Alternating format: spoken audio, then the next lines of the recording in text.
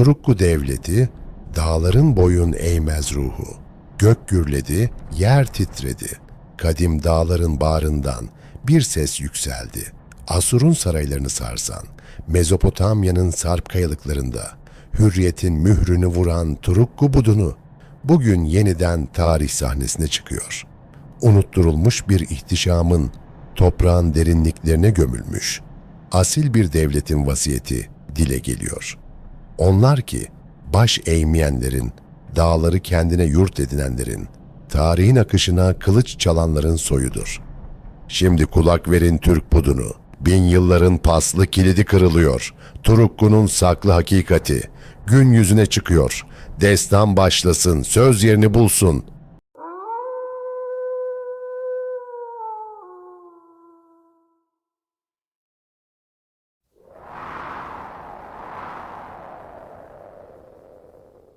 Gök kubbe çatlamasın, yağız yer delinmesin.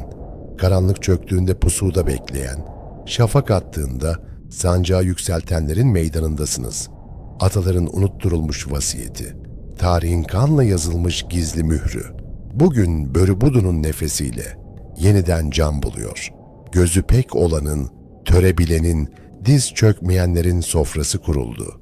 Eski çağların gür sesi, bugünün hakikatiyle birleşiyor. Pusatlar parlasın, akıllar keskinleşsin. Börübudun teşkilatına hoş geldiniz.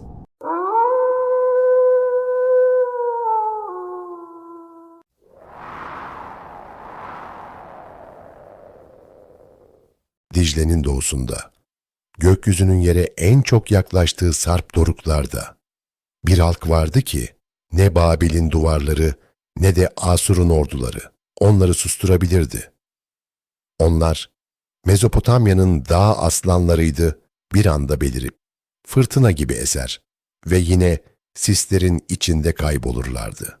Bu sadece bir kabile savaşı değil, tarihin en gizemli dağ halkının koca imparatorluklara karşı yürüttüğü o amansız varoluş mücadelesinin kanla yazılmış destanıdır. Sanki Zagros'un kayalıkları onların ayak seslerini tanıyor. Her yankı bir savaşçının yeminini taşıyordu.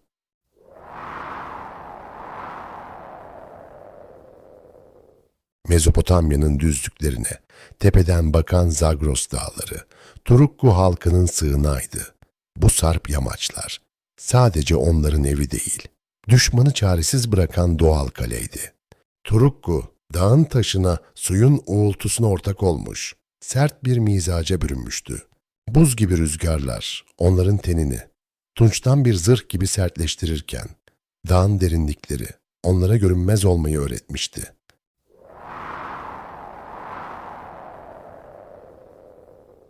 Mezopotamya'nın bereketli toprakları dağın aç kurtlarını kendine çekiyordu. İlk saldırı şafak vaktinde ovaya indirilen bir hançer gibiydi. Turukku'nun cüreti Mezopotamya'nın güç merkezlerine verilmiş bir gözdağıydı.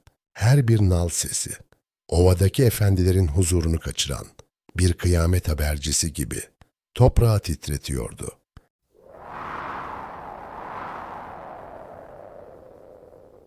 Hammurabi'nin kudreti, Turukku'nun gerilla taktiklerine karşı sınanıyordu. Babil, surlarının arkasında kendini güvende sanırken, dağın aslanları sur diplerinden geçip gidiyordu.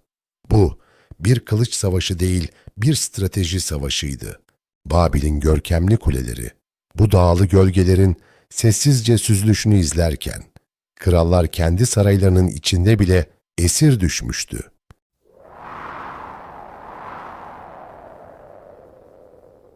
Arşivlerden çıkan o kil tabletler, Turukku'nun dehşetini dünyaya duyuruyordu. Şemşara mektupları, bu dağlıların Mezopotamya krallarını nasıl uykusuz bıraktığını anlatır. Yazı, dağların sessizliğini, tarihin sayfalarına mühürlüyordu. Bir kalem darbesiyle yazılan, o korku dolu satırlar, yüzyıllar sonra bile bize o dağlıların gücünü haykırmaya devam ediyor.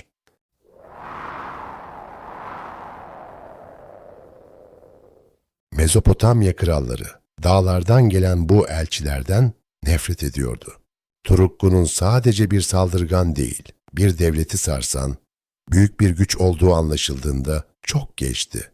Tahtlar, dağlıların bir gecelik akınıyla sarsılıyordu. Tacını taşıyan her hükümdar, gece rüyasında bir turukku hançerinin gölgesini görmeye başlamıştı.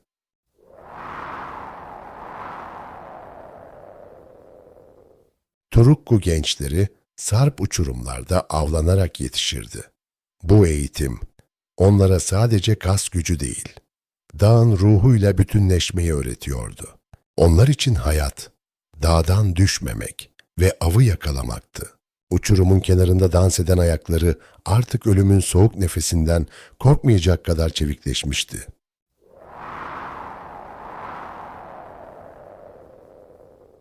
Turukku bir devletti.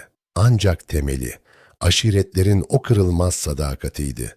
Farklı kabileler, ortak düşman Babil ve Asur karşısında tek yumruk olmuştu.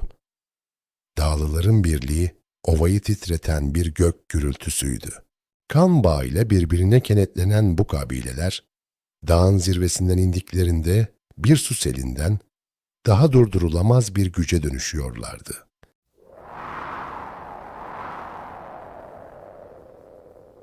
Asur, demirle değil zulümle cevap verdi bu akınlara. Mezopotamya'nın yeni efendisi, Turukku'yu yok etmek için dağlara devasa seferler düzenledi.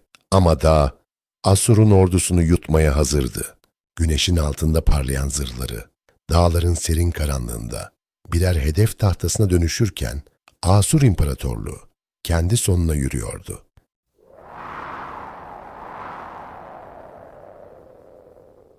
Dar geçitler, Asur ordusuna mezar oldu. Turukku'nun pusu taktikleri, devasa bir orduyu sadece saatler içinde tarihten sildi. Dağ geçidi, Asur'un kibri için bir tabut görevi görüyordu. Kayaların arasından bir fırtına gibi kopup gelen Turukku savaşçıları, hiçbir savaş düzeni tanımadan düşmanını tarihin tozlu sayfalarına gömdü.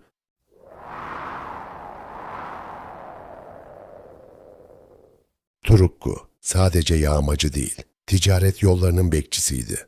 Mezopotamya'dan geçen zenginlik, Turukku'nun izniyle hareket edebiliyordu. Dağlıların haraç sistemi, ovadaki krallıkların ekonomisini yönetiyordu. Kervan sahipleri, geçiş izni alabilmek için, dağın efendilerine diz çökmeyi, krallara vergi vermekten daha hayati bir zorunluluk biliyordu.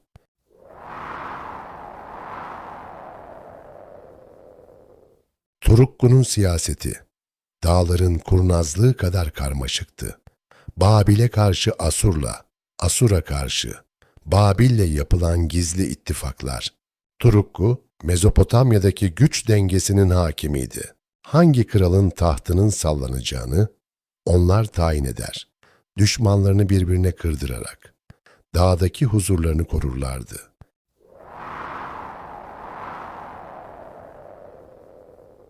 İsimleri tabletlerde silinmiş olsa da onlar tarihin gölgelerinde hüküm sürdüler. Bir Turukku kralı dağın zirvesinden ovaya baktığında kendini bir imparator olarak görürdü. Efsaneler onların ölümsüz olduğunu fısıldardı. Dağın taşlarına kazınan her ferman kralın vasiyeti olarak bugün bile o zirvelerde yankılanmaya devam ediyor.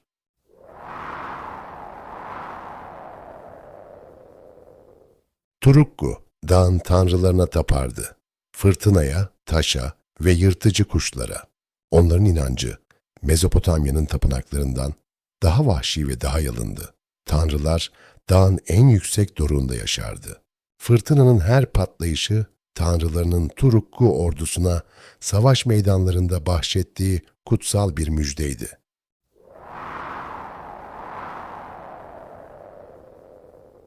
Hiçbir dağlı, sonsuza kadar yenilmez değildi.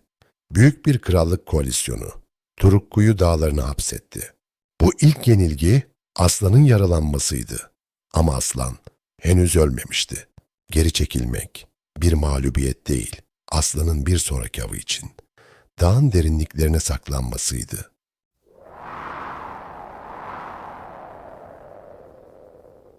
Yenilgi Turukku'ya daha fazla disiplin getirdi.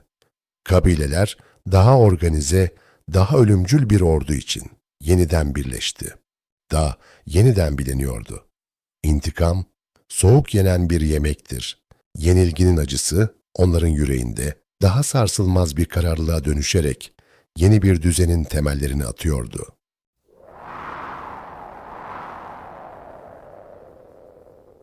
Turukku bu kez daha büyük, daha şiddetli geri döndü. Mezopotamya'nın sınırları yeniden ateşler içinde kaldı. İntikam, ovanın üzerine bir kabus gibi çöktü. Şafak vakti, ovanın üzerinde yükselen o yoğun duman, Turukku'nun merhametsiz bir intikam yeminiyle geri döndüğünün en büyük kanıtıydı.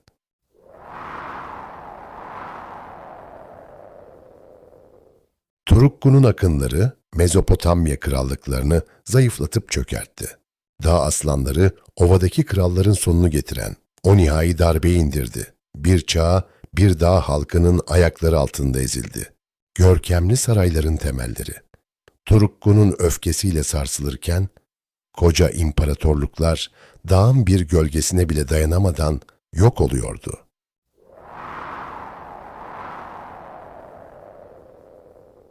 Zaman ilerledi. Büyük imparatorluklar değişti. Turukku dağlarına geri çekildi. Ama aslan ruhu hep canlı kaldı. Onlar tarihten silinmediler. Tarihin içine saklandılar. Zamanın kumları üzerinde silinmez bir iz bırakan bu kadim savaşçılar bugün bile dağın ıssız doruklarında yaşayan birer efsane.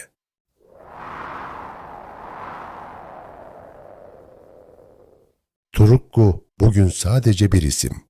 Ama Mezopotamya'nın kalbinde bıraktıkları derin bir yara. Onların adı. Kralların korkusu, dağların gururuydu.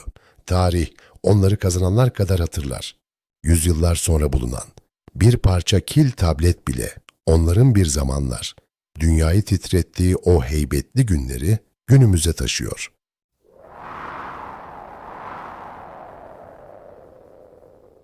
Bil ki evlat, Turukku sadece toprak değil, bir ruhtu. Dağın, fırtınanın ve özgürlüğün ruhu. Onlar Mezopotamya'nın o altın ovalarına korku değil, cesareti ektiler. Ne zaman bir dağ zirvesine baksan, bil ki o aslanların ruhu hala orada. Yükseklerde özgürce dolaşıyor. Çünkü dağ sahibi olanı asla unutmaz. Zagros'un tepelerinde yankılanan her rüzgar sesi, bir Turukku savaşçısının ebediyete yükselen narısıdır.